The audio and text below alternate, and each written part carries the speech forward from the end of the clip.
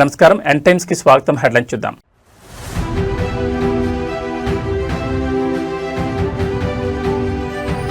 తూర్పు కనుమల్లో అరుదైన కొత్త వృక్షజాతి గుర్తింపు. క్రోటన్ ఉబ్బలం అడుగేన్సింగా నామకరణం చేసిన పవన్ కళ్యాణ్.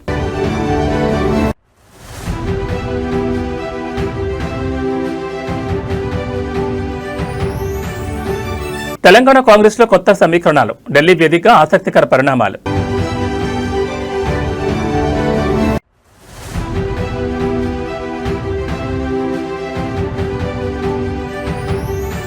సుదర్శన్ రెడ్డి నాకు సొంత కుటుంబ సభ్యుడే. ఉద్యమ అనుబంధంపై కేసీఆర్ భావోద్వేగ వ్యాఖ్యలు.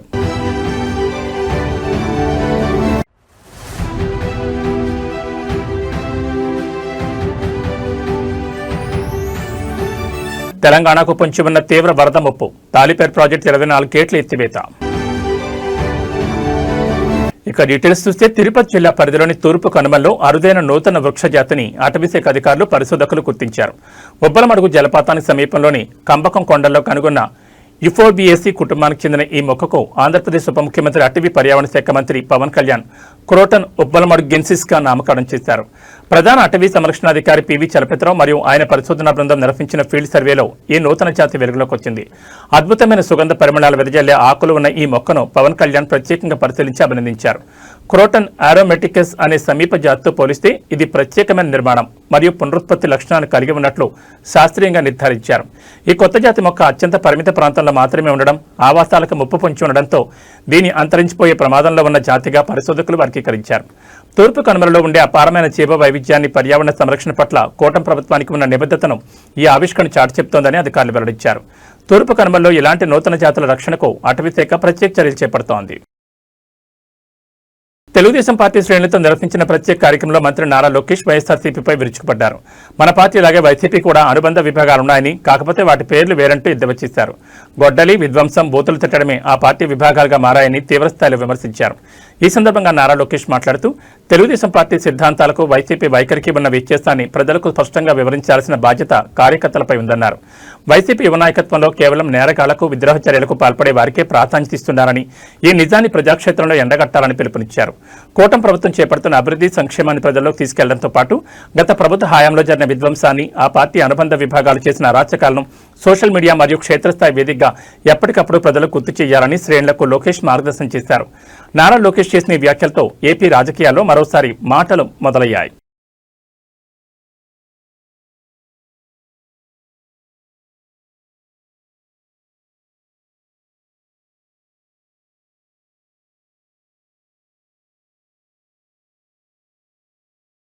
తెలంగాణ కాంగ్రెస్ రాజకీయం ఒక్కసారిగా వేడెక్కింది. ఢిల్లీ వేదిక 3 రోజుల పాటు జరిగిన కాంగ్రెస్ అధిష్టానం కీలక సమావేశాల తర్వాత రాష్ట్ర కాంగ్రెస్ లో కొత్త సమీకరణాలు తెరపైకొస్తున్నాయి. రెడ్డి వర్గానికి ఢిల్లీ పెద్దలు చెక్ పెట్టేలా వ్యవహరిస్తున్నారన్న ప్రచారం గాంధీభవన్ వర్గాల్లో తీవ్రంగా సాగుతోంది. నామినేటెడ్ పదవుల జాబితా ఎంపికలో ఢిల్లీ పెద్దల జోక్యం పెరిగినట్లు తెలుస్తోంది. సీఎం సూచించిన కొన్ని కీలక పేర్లకు బదులుగా కొత్త పేర్లను చేర్చడంపై విశ్లేషణ జరిగింది. పార్టీ ఏ ఒక్క నాయకుడి చుట్టూ మాత్రమే కాకుండా సంస్థాగతంగా నడవాలని హైకమాండ్ స్పష్టం చేయడంతో రేవంత్ రెడ్డి వర్గంలో కొంత ఆందోళన నెలకొన్నట్లు గుసగుసలు వినిపిస్తున్నాయి. డిప్యూటీ సీఎం భట్టి విక్రమార్క, మంత్రి ఉత్తమ్ కుమార్ రెడ్డిల పాత్రపై ఢిల్లీ వేదికగా ప్రత్యేక సమీక్ష జరిగిందని సమాచారం. ప్రభుత్వం, పార్టీ మధ్య మరింత సమన్వయం ఉండాలని భావిస్తున్న అధిష్టానం ఖాళీగా ఉన్న 2 మంత్రి పదవుల భర్తీకి ముమ్మర కసరత్తు చేస్తోంది. ఆగస్టు 15 తర్వాత కేబినెట్ విస్తరణ జరిగే అవకాశం ఉన్నట్లు ప్రచారం జరుగుతోంది. నామినేటెడ్ పోస్టుల భర్తీ మరియు మంత్రివర్గ విస్తరణపై ఏఐసీసీ నుంచి త్వరలోనే కీలక నిర్ణయం వెలువడనుంది. తెలంగాణ తొలి ముఖ్యమంత్రి బీఆర్ఎస్ అధినేత కల్వకుంట్ల చంద్రశేఖరరావు తెలంగాణ ఉద్యమకారుడు, మాజీ ఎమ్మెల్యే పెద్ది సుదర్శన్ రెడ్డితో తనకున్న అనుబంధంపై అత్యంత భావోద్వేగ వ్యాఖ్యలు చేశారు. తెలంగాణ ఉద్యమం వేలాది మంది త్యాగాల చరిత్రని, ఆ చరిత్రలో తనతో పాటు చివరి వరకు నడిచిన ఆత్మీయుల్లో పెద్ది సుదర్శన్ రెడ్డి ఒకరని కేసీఆర్ కొనియాడారు. సుదర్శన్ రెడ్డి ఉద్యమం కోసం వ్యక్తిగత జీవితాన్ని పక్కన పెట్టి అంకిత భావంతో పనిచేశారని కేసీఆర్ గుర్తు చేసుకున్నారు. ఆయన పెళ్లి జరిగిన రోజు నుంచి ఆ కుటుంబంతో నాకు ప్రత్యేక అనుబంధం ఉందన్నారు. సుదర్శన్ రెడ్డి లాంటి నాయకులను తాను ఎప్పుడూ కేవలం పార్టీ నాయకులుగా చూడలేదని, తన సొంత కుటుంబ సభ్యులుగానే భావించారని కేసీఆర్ స్పష్టం చేశారు. రాజకీయాల్లో మాటలు చెప్పడం చాలా సులువు, కానీ మనిషిపై ప్రేమ, నమ్మకం, ఆప్యాయత చేతల్లో చూపించాలి. నేను సుదర్శన్ రెడ్డి విషయంలో అదే చేశానని కేసీఆర్ పేర్కొన్నారు. ఎంత పెద్ద పదవులు వచ్చినా, రాజకీయ పరిస్థితులు మారినా ఉద్యమంలో కలిసి నడిచిన వారిని ఎప్పటికీ మర్చిపోనని స్పష్టం చేశారు.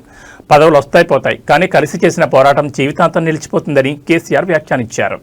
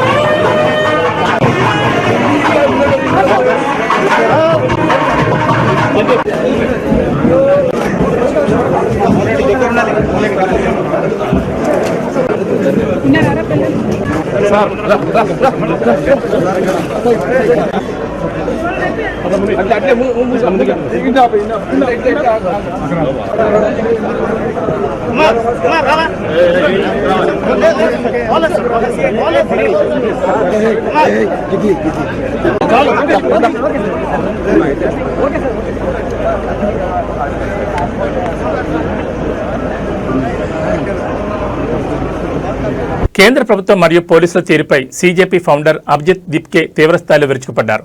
విద్యార్థుల ఆగ్రహం ఇంకా సద్దుమణగలేదని, అవసరమైతే దేశవ్యాప్తంగా మరింత పెద్ద ఎత్తున ఉద్యమం చేపడతామని హెచ్చరించారు. ధర్మేంద్ర ప్రధాన్ను దింపినట్లే ఈ ప్రభుత్వాన్ని కూడా మార్చేస్తామని, దారికి రాకపోతే యువత తగిన బుద్ధి చెప్తుందని సంచలన వ్యాఖ్యలు చేశారు. మీడియాతో మాట్లాడిన అభిజిత్ దీప్కే ప్రధాని నరేంద్ర మోడీ తీరుపై తీవ్ర విమర్శలు గుప్పించారు. మోదీ వీడియోలు బాగా చేస్తున్నారు, ప్రధాని పదవిని వదిలేసి ఆయన మంచి ఇన్ఫ్లుయెన్స్ అవ్వచ్చు అంటూ ఎద్దేవా చేశారు. నిరసనలో పాల్గొన్న విద్యార్థులు ఇళ్లకు వెళ్లి పోలీసులు అరెస్ట్ చేస్తామని బెదిరిస్తున్నారని, ఇదేక్కడ న్యాయమని నిలదీశారు. విద్యార్థులు ఏమైనా ఉగ్రవాదులా? విద్యార్థులే ఈ దేశానికి భవిష్యత్ అని స్పష్టం చేశారు. వారిపై పోలీసులు పెల్లెట్ తుపాకులు వాడడానికి అనుమతులు ఇచ్చిన అధికారులపై తక్షణమే కఠిన చర్యలు తీసుకోవాలని డిమాండ్ చేశారు. విద్యార్థులపై జరుగుతున్న వేధింపులను ప్రభుత్వం వెంటనే నిలిపివేయాలని హెచ్చరించారు. విద్యార్థుల ఉద్యమంపై అభిజిత్ చేసిన వ్యాఖ్యలు ప్రస్తుతం వైరల్ గా మారాయి. आते रहेंगे जब तक ये लोगों की नीयत सही नहीं होती है, तब तक कुछ नहीं हो सकता। बिल रिफॉर्म्स इस देश में कई कानून अच्छे बने हुए हैं, कानून एक से एक बनते हैं इस देश में। फास्ट ट्रैक कोर्ट का वादा किया था नरेंद्र मोदी ने 3 दिन पहले, और उस पर लोग काफी खुश हो गए थे कि अब पेपर लीक पर फास्ट ट्रैक कोर्ट बैठ गए। क्या हुआ पहली हियरिंग में? पहली हियरिंग ही पोस्टपोन हो गई क्योंकि सीबीआई का काउंसिल आया नहीं। तो कानून आप कैसे भी बना लो, जब तक उसको इम्प्लीमेंट करने वाले अच्छे नहीं है, तब तक उस कानून का क्या मतलब है? आपने वीडियो देखे पंतप्रधान जी के जो मोबाइल पे उन्होंने किए? मुझे लगता है उनको इन्फ्लुएंसर बनना चाहिए। बहुत अच्छा कर रहे हैं वो, एज ए इन्फ्लुएंसर बहुत अच्छा काम कर रहे हैं। प्रधानमंत्री की कुर्सी छोड़ दे, इन्फ्लुएंसर बन जाए, प्रधानमंत्री का काम कोई और कर लेगा। अभी भी कई सारे स्टेट में जो पीछे नहीं लिया गया है। अगर एफआईआर पीछे नहीं लेते और स्टूडेंट्स को ऐसे ही परेशान करते रहेंगे तो हम फिर से आंदोलन करेंगे। इस सरकार को ये बात समझनी चाहिए कि स्टूडेंट्स का गुस्सा कम नहीं हुआ है। अगर उन्हें लगता है एक धर्मेंद्र प्रधान का इस्तीफा देकर ये गुस्सा ठंडा हो जाएगा, ऐसा नहीं है। गुस्सा बहुत ज्यादा है लोगों में और जरूरत पड़ी तो ये आंदोलन फिर होगा, और जो पिछला हुआ उससे भी बड़ा आंदोलन होगा। జార్ఖండ్ లో ఎన్ఫోర్స్మెంట్ డైరెక్టరేట్ నిర్వహిస్తున్న దాడులు దేశవ్యాప్తంగా తీవ్ర కలకలం రేపుతున్నాయి. ధన్బాద్ వేదికగా అక్రమ బొగ్గు వ్యాపారం, మనీ లాండరింగ్ నెట్వర్క్ పై విరుచుకుపడ్డ ఈడీ అధికారులు కొండలా పేరుకుపోయిన నోట్ల కట్టలను చూసి నిర్ఘాంతపోయారు. 20 చోట్ల ఏకకాలంలో సోదాలు నిర్వహించి కోట్లాది రూపాయల నగదును, 150 కోట్లకు పైగా విలువైన అక్రమాస్తులను స్వాధీనం చేసుకున్నారు. అక్రమ బొగ్గు రవాణా మరియు హవాలా వ్యాపారాలపై వచ్చిన పక్కా సమాచారంతో ఈడీ అధికారులు ధన్బాద్ పరిసర ప్రాంతాల్లో విరుచుకుపడ్డారు. ఈ సోదాల్లో ఏకంగా 1.5 కోట్ల కరెన్సీ నోట్ల కట్టలు లభ్యమయ్యాయి. ఆ నగదును లెక్కించడానికి లెక్కింపు యంత్రాలను ఉపయోగించాల్సి వచ్చింది. జార్ఖండ్ రాష్ట్రంలో ఈడీ ఇప్పటివరకు స్వాధీనం చేసుకున్న నగదు రికవరీలో ఇదే అత్యధికం కావడం విశేషం. నగదుతో పాటు పలు ముఠాలకు సంబంధించిన కీలక పత్రాలు, డైరీలు, డిజిటల్ ఆధారాలను అధికారులు స్వాధీనం చేసుకున్నారు. ప్రాథమిక విచారణలోనే 150 కోట్లకు పైగా విలువైన బినామీ ఆస్తులను అధికారులు గుర్తించారు. ఈ అక్రమ నెట్వర్క్ వెనుక ఉన్న బడా వ్యాపారులు, రాజకీయ నాయకుల హస్తంపై అధికారులు విచారణను వేగవంతం చేశారు. ధన్బాద్లో ఈడీ మెరుపుదారులతో బొగ్గు మాఫియా గుండెల్లో రైళ్లు పరిగెడుతున్నాయి.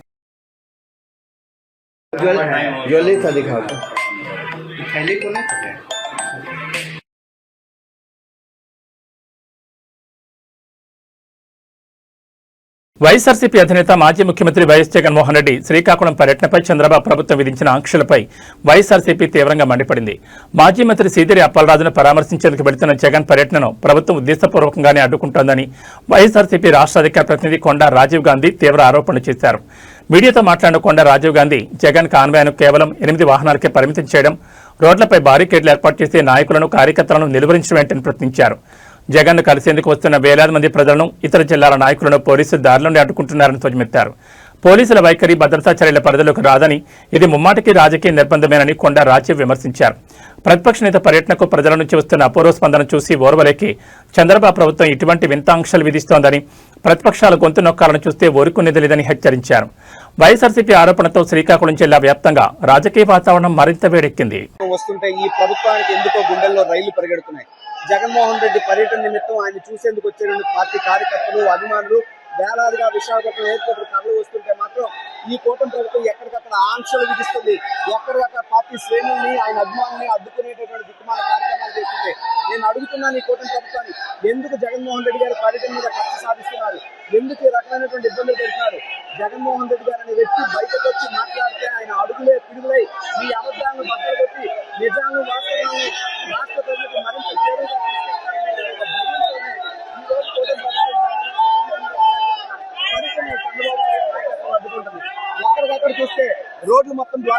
ఉన్నారు, హైవే బ్లాక్ చేస్తా ఉన్నారు, ఎయిర్పోర్ట్ వచ్చే రూట్ బ్లాక్ చేస్తా ఉన్నారు. మొత్తం కూడా నిర్బంధాల దిగ్బంధంలో ఒక పద్మ వ్యూహాన్ని కల్పిస్తుంది.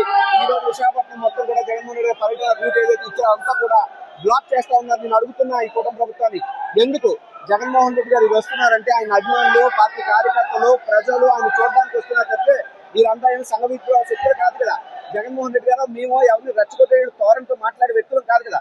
ఎప్పుడు కూడా జగన్మోహన్ రెడ్డి గారు మా అందరికీ క్రమశిక్షణతో, ఓర్పుతో ఉండమని, పద్ధతిగా నడుచుకోమని చెప్తారే తప్పితే ఆ లైన్ క్రాస్ చేసేటువంటి వ్యక్తిత్వాలు ఎవరు వైఎస్ఆర్ కాంగ్రెస్ పార్టీ నాయకులు కాదు. పైపెచ్చి చంద్రబాబు నాయుడు గారు గతంలో ఆయన అంగళ్ళు కానీ పీలర్ దగ్గర కానీ జరిగినటువంటి సంఘటనలు ఎవరు మర్చిపోలేం.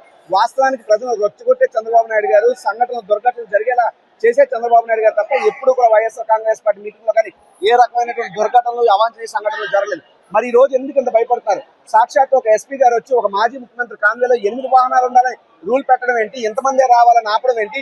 ఇది మనం ప్రజాస్వామ్యంలో బతుకుతున్నామా, ఇంకెక్కడన్నా బతుకుతున్నామా? నేను అడుగుతున్నా, ఎందుకని మీ నాయకులకైతే ఒక రూలు, జగన్మోహన్ రెడ్డి గారికి అయితే ఒక రూలు ఈ కూటమి ప్రభుత్వం ఎందుకు ఇంప్లిమెంట్ చేస్తుంది? ఈ రోజు వేలాదిగా పోలీస్ వ్యవస్థను కూడా వాడుతూ ఉన్నారు. ఈ రోజు జగన్మోహన్ రెడ్డి గారి పర్యటన నిమిత్తం ఇక్కడ వచ్చినటువంటి పోలీస్ డిపార్ట్మెంట్ వారు ఇందులో పెట్టినటువంటి శ్రద్ధలో 10% మన గిరి ప్రదక్షిణలు పెట్టుంటే లక్షలాది మంది ప్రజలు ఇబ్బంది పడేవారు కాదు.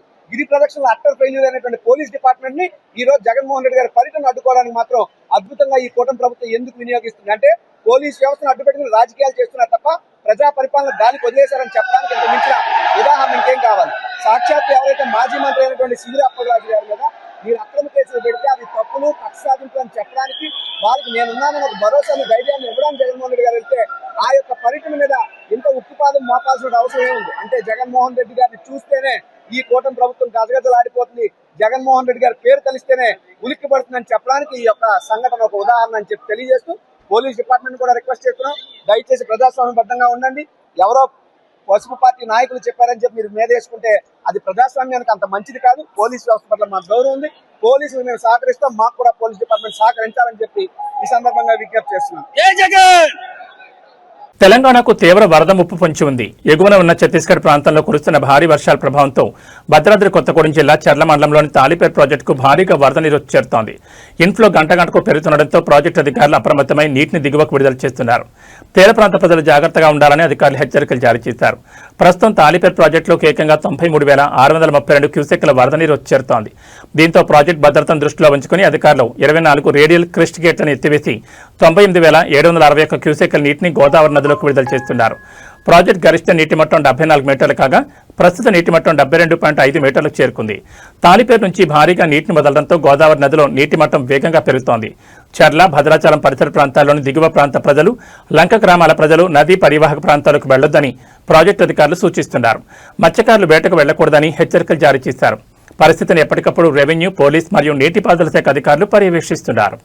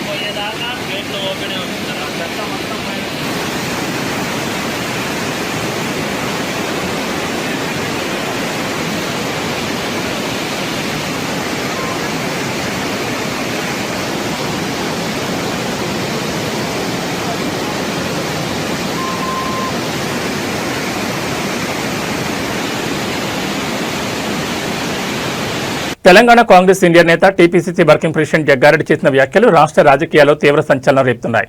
తనకు ఒక బలమైన రాజకీయ కోరికుందని, అయితే అది సీఎం పదవి మాత్రం కాదని ఆయన ఆసక్తికర వ్యాఖ్యలు చేశారు. తన మనసులోని మాటలను ఆ బలమైన కోరికను నవంబర్ నెలలో బహిరంగంగా వెల్లడిస్తానని ప్రకటించడం గమనార్హం. మీడియాతో మాట్లాడిన జగ్గారెడ్డి తనదైన శైలిలో స్పందించారు. నాకు రాజకీయంగా ఒక బలమైన కోరిక ఉందన్న మాట నిజమే, కానీ నాకు ముఖ్యమంత్రి అవ్వాలని లేదు. సీఎం పదవి లైన్లో ఇప్పటికే ఉత్తమ్ కుమార్ రెడ్డి ఉన్నారు అని వ్యాఖ్యానించారు. సీఎం పదవి కాకుండా తనకు మరో బలమైన కోరిక ఉందని, ఆ కోరిక ఏంటనేది నవంబర్ నెలలో స్వయంగా చెప్తానని వెల్లడించారు. నవంబర్ నెలలో తన మనసులోని పూర్తి విషయాలను బయటపెడతానని జగ్గారెడ్డి స్పష్టం చేయడంతో ఆయన రేపిన ఈ నవంబర్ సస్పెన్స్ ఇప్పుడు కాంగ్రెస్ వర్గాల్లోనూ రాజకీయ విశ్లేషకుల్లోనూ ఆసక్తికర చర్చకు దారితీసింది. ఆయన పార్టీ పదవుల గురించి మాట్లాడతారా, లేక భవిష్యత్ రాజకీయ ప్రణాళికను ప్రకటిస్తారా అనేది ఆసక్తికరంగా మారింది. జగ్గారెడ్డి వ్యాఖ్యలపై కాంగ్రెస్ అధిష్టానం ఎలా స్పందిస్తుందో వేచి చూడాల్సింది. ఇంకొక మాట చెప్తా, నాకు రాజకీయంగా నా మనసులో ఇంకొక కోరిక ఉంది. రాజకీయంగా మనసులో నాకు ఒక కోరిక ఉంది, అది నవంబర్లో చెప్తాది.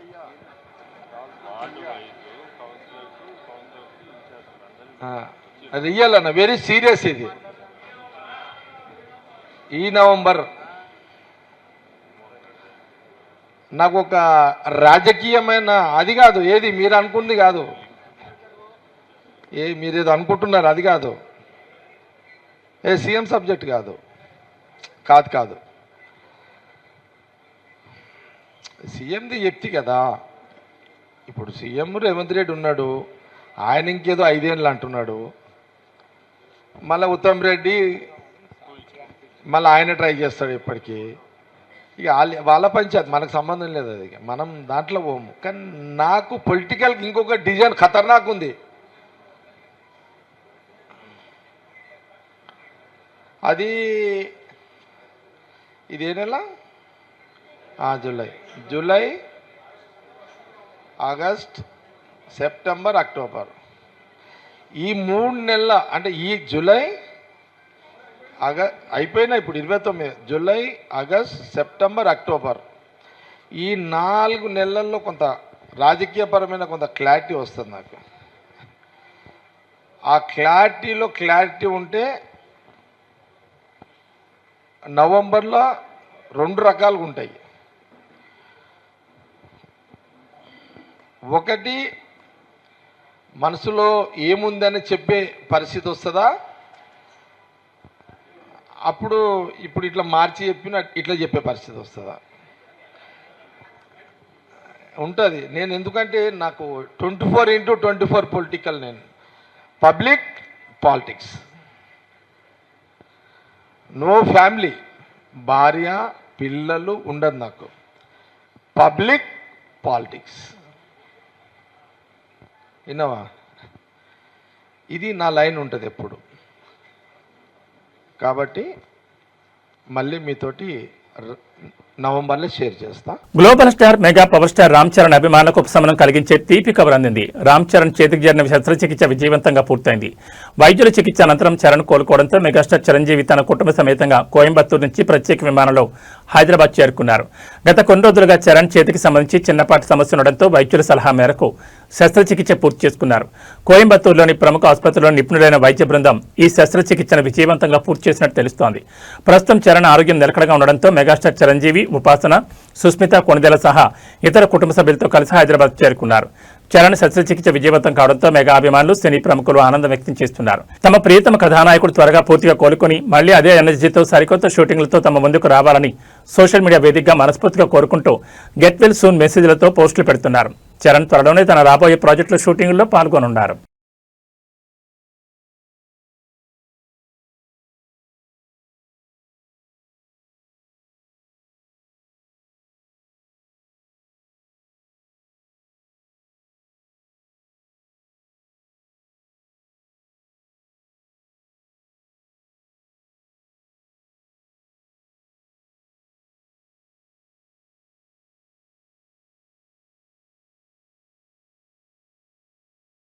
హైదరాబాద్ బులియన్ మార్కెట్లో ఇవాళ బంగారం, వెండి ధరలు భారీగా పెరిగాయి. అంతర్జాతీయ మార్కెట్ సంకేతాలకు అనుగుణంగా స్థానిక మార్కెట్లోనూ పసిడి ధరలు ఎగబాకాయి. 24 క్యారెట్ల స్వచ్ఛమైన బంగారం ధరతో పాటు 22 క్యారెట్ల ఆభరణాల పసిడి ధరలు కూడా పరుగులు తీశాయి. ఈరోజు హైదరాబాద్ మార్కెట్లో 24 క్యారెట్ల 10 గ్రాముల బంగారం ధర 820 రూపాయలు పెరిగి ఏకంగా 1,44,330కి చేరింది. ఇక ఆభరణాల తయారీకి ఉపయోగించే 22 క్యారెట్ల 10 గ్రాముల బంగారం ధర 750 రూపాయలు పెరిగి 1,32,300 వద్ద పలుకుతోంది. తెలుగు రాష్ట్రాల్లోని ప్రధాన నగరాలు, పట్టణాలను బట్టి ధరల్లో స్వల్ప వ్యత్యాసాలుండే అవకాశం ఉంది. అటు కేజీ వెండి ధర హైదరాబాద్ మార్కెట్లో 2,35,000 వద్ద కొనసాగుతోంది. రెండు తెలుగు రాష్ట్రాల్లో వర్షాలు ముంచెత్తుతున్నాయి. తెలంగాణ వ్యాప్తంగా కురుస్తున్న భారీ వర్షాల నేపథ్యంలో వాతావరణ శాఖ తీవ్రమైన రెడ్ అలర్ట్ జారీ చేసింది. రానున్న 2 గంటల్లో ఆదిలాబాద్, ఆసిఫాబాద్, మంచిర్యాల, నిర్మల్ జిల్లాలో అత్యంత భారీ వర్షాలు కురిసే అవకాశం ఉందని హెచ్చరించింది. అత్యవసరమైతే తప్ప ప్రజలు ఇళ్ల నుంచి బయటకు రావద్దని అధికారులు సూచిస్తున్నారు. తెలంగాణలోని ఉత్తర జిల్లాలకు రెడ్ అలర్ట్ ప్రకటించగా పెద్దపల్లి, కరీంనగర్, కామారెడ్డి, నిజామాబాద్, జగిత్యాల, సిరిసిల్ల జిల్లాలకు ఆరెంజ్ అలర్ట్ జారీ చేశారు. రాజధాని హైదరాబాద్ సహా మిగిలిన జిల్లాలకు ఎల్లో అలర్ట్ అమల్లో ఉంది. లోతట్టు ప్రాంతాల ప్రజలు అప్రమత్తంగా ఉండాలని, వాగులు, వంకలు దాటే ప్రయత్నం చేయకూడదని వాతావరణ నిపుణులు హెచ్చరిస్తున్నారు. అటు ఆంధ్రప్రదేశ్లోనూ పలు చోట్ల మోస్తరు నుంచి తేలికపాటి వర్షాలు కురుస్తాయని రాష్ట్ర విపత్తుల నిర్వహణ సంస్థ తెలిపింది. పోలవరం, తూర్పుగోదావరి, ఏలూరు జిల్లాలో ఓ మోస్తరు వర్షాలు, శ్రీకాకుళం, మన్యం, కాకినాడ, కృష్ణా, గుంటూరు, నెల్లూరు, కడప జిల్లాలో వర్షాలు కురుస్తాయని ఎస్డీఎంఏ ఎండీ ప్రఖర్ జైన్ తెలిపారు. కోస్తాంధ్ర, రాయలసీమ ప్రాంతాల్లో గంటకు 40 నుంచి 50 కిలోమీటర్ల వేగంతో ఈదురుగాలులు వీచే అవకాశం ఉంది. రెండు రాష్ట్రాల యంత్రాంగం వర్షాల పరిస్థితిపై ఎప్పటికప్పుడు సమీక్షిస్తోంది.